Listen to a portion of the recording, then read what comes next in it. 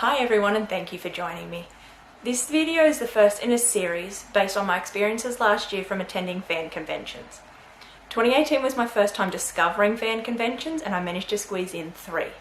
So I would like to share with you my experiences and hopefully some tips and tricks that I have picked up along the way. This video will focus on Supanova Gold Coast, and if there is a particular area you're interested in, I will list down below the general subject and the time at which they start during the video. So without further ado, let's get started. I've known about fan conventions for a really long time, but I always thought they were just for anime and video games. And while I appreciate the craftsmanship, it's just not up my alley. And then I realised that it's everything fan related under one roof for a whole weekend, giving us the chance to catch up with like-minded people. And even if you're not there for the exact same reason, at the end of the day, you are. We all want to communicate with people that share the same interests, maybe get to interact with someone who helped create something that means something to us, and have people just understand. And if not, just have some fun. Everything you'll get to see crosses multiple genres, multiple mediums, looks at behind the scenes and the finished products, and even further than that into what we do with it ourselves as fans. So you'll buy fan art, you can get photos with your actors, your voice actors, and even some of the artists. There are so many ways to interact within our fandoms within these spaces.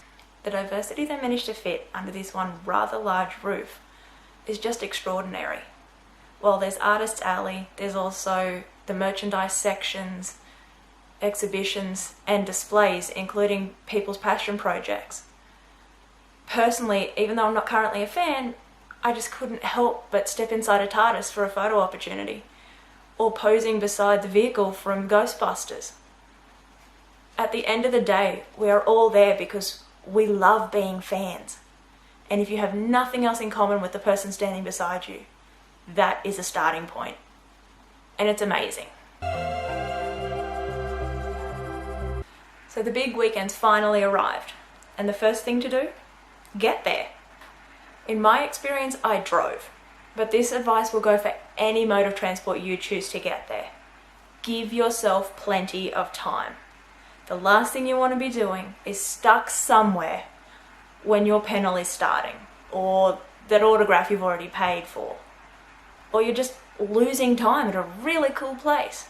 And directly relating to my experience, the traffic backs up so far around the corner while people wait at the lights trying to get into the convention parking. That line in cars will take you a while. And then you've got to find a park, and then you've got to get inside. Especially if you haven't been in yet for the weekend, you've got to get your credentials. There'll be a line for that, especially if it's the morning. It is also worth noting that on the busiest days of the convention, the under-convention parking does fill up. Now, there are attendants there who may be able to help you. I personally got lucky enough to not have to ask. But she did mention that it is a thing.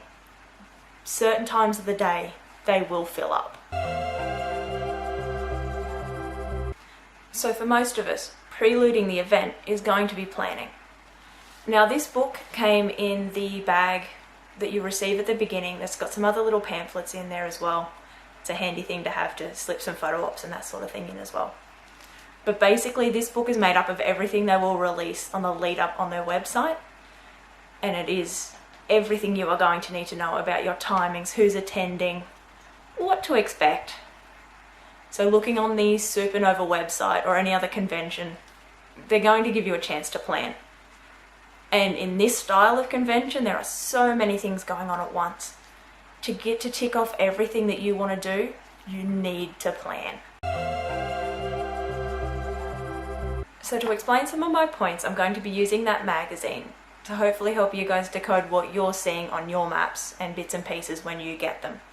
Because the first time I saw them, and especially out of context, I really didn't know heads or tails what I was looking at. So it just so happened that I learnt this one the hard way, by coming up at the opposite end of the convention centre to where the convention actually was. And where they had the door located was way up and around the corner, so I couldn't even see it when I was trying to find it. It was towards the afternoon when I got there for my first day. So I couldn't just follow the crowd because they were ambling all over the place. So for this particular convention, the entrance was tucked up around the corner on the short side of the building. And the entrance is actually in the back once you're into the main hall, which not that easy to find.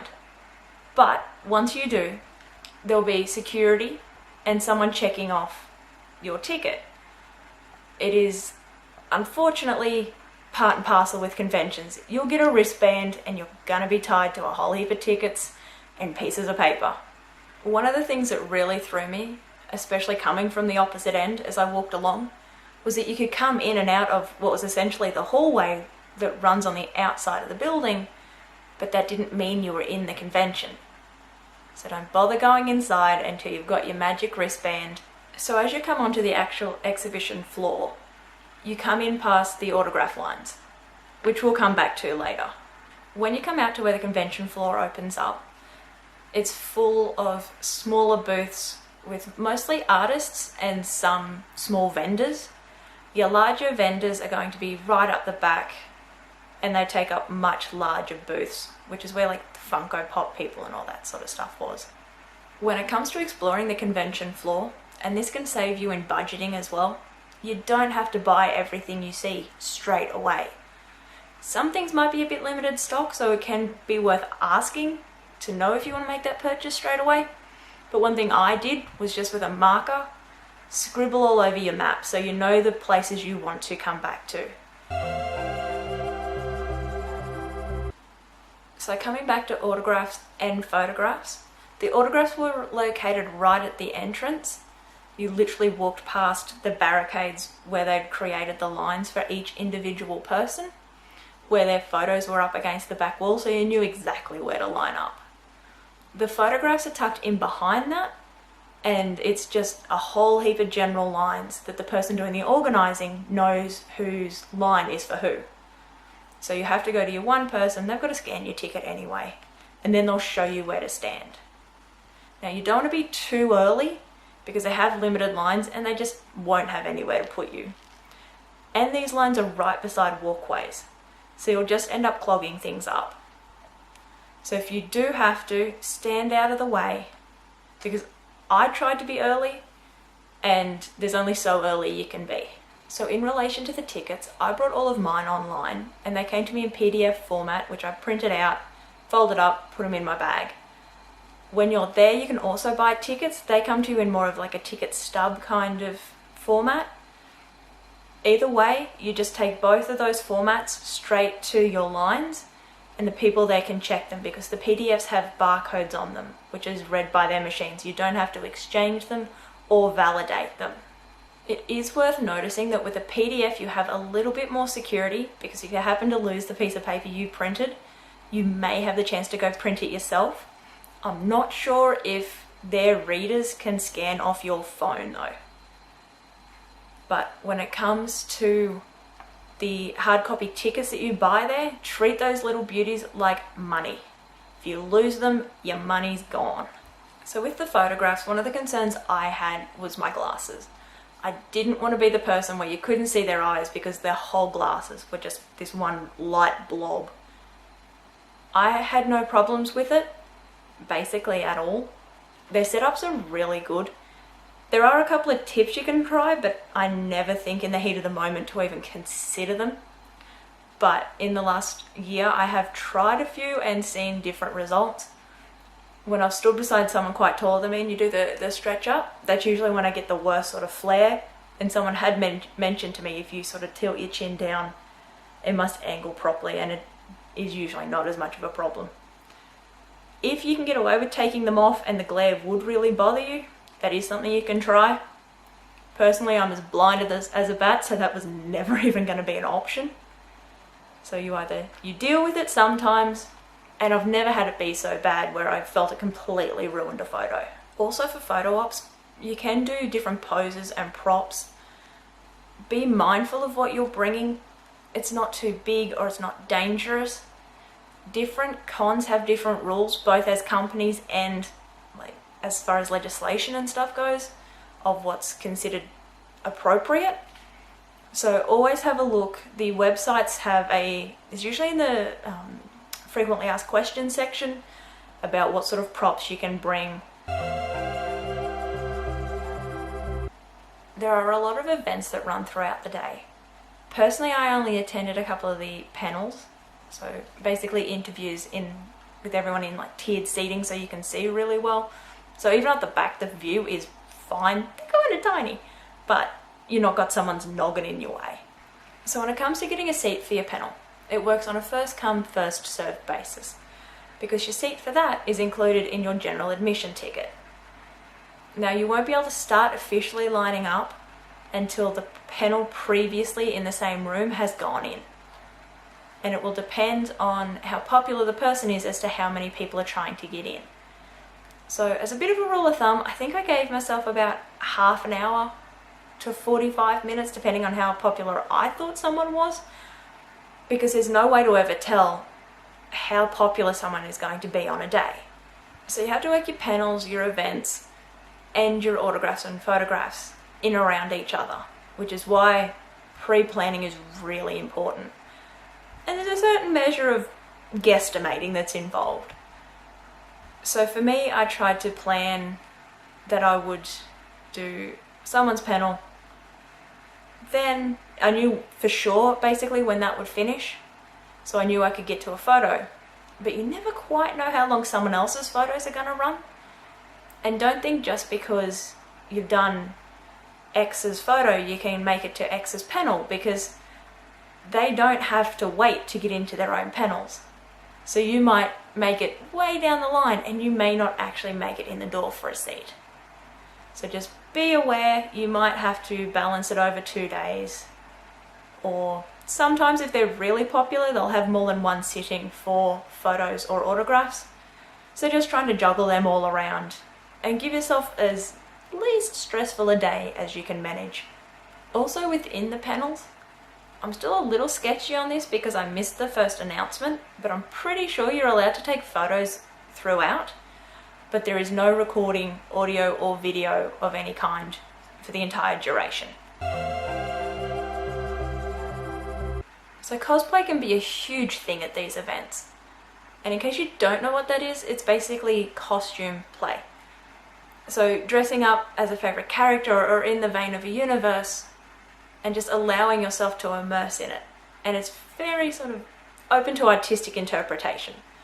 So you can be as full on and accurate as you want, or you can go a bit more low key and just you're wearing a merchandise shirt, or you're a fan of someone who likes to wear plaid supernatural style. But really keep an eye out for it, because the effort people put into their costumes, they're proud of them. They want you to notice. It's an invitation to come say hi, get a photo, ask first. And if you want to be in the photo or not, that is fine too.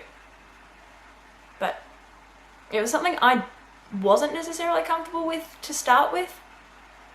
But being in the active sort of fan side for longer, I've realised if you're wearing any sort of merchandise shirt or if you're dressed up as a character at one of these events, it's an open invitation. If you recognise what I'm wearing, it's an invitation to you to come say hi.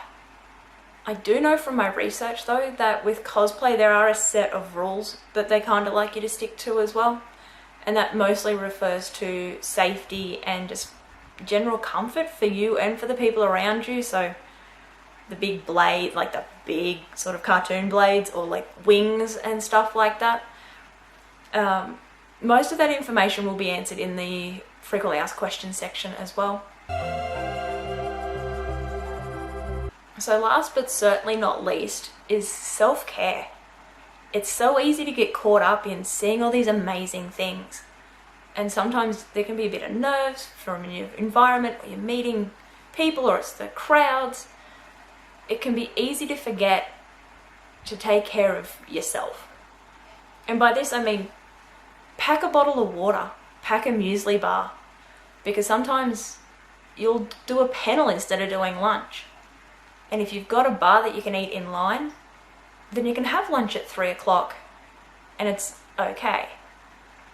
One thing that I did find is that the majority of the things you will do is inside. So when I took lunch, I took a break outside. Get some fresh air. Generally the crowds aren't as intense, and you can see some really interesting things in people poking around.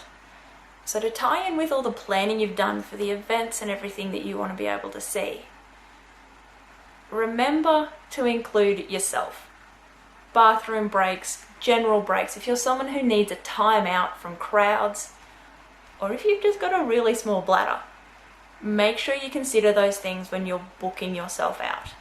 So as I said, pack water, pack a snack. But I didn't pack lunch because I don't want to be carrying around too much.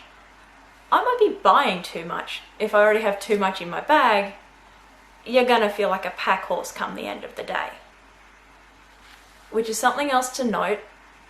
If you're looking at books or something like that, try to see if there's a few. Go back and buy them at the end of the night so that you're not carrying them around. And if you have your car there, maybe you'll have time to run it out to your car. But some of these like movie companion books, if you guys are carrying that around, you're gonna know it's there. And you may not be quite so happy you brought it just in that moment. So with lunch, it is unfortunate that most convention food is not that fantastic. I made the decision that I was having too much fun, and for the day I was hang the diet. But being in the city, you're not that far from shopping centres and restaurants where you can go get something a lot more decent. But it does mean spending time away from the convention. So sometimes you have to toss those things up, and you may decide it's worth packing your lunch as well.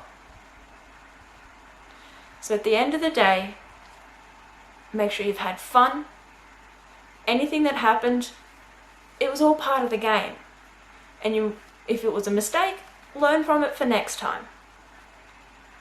So if you're new to conventions like me, I hope this video has helped you see just how much is out there for us to discover.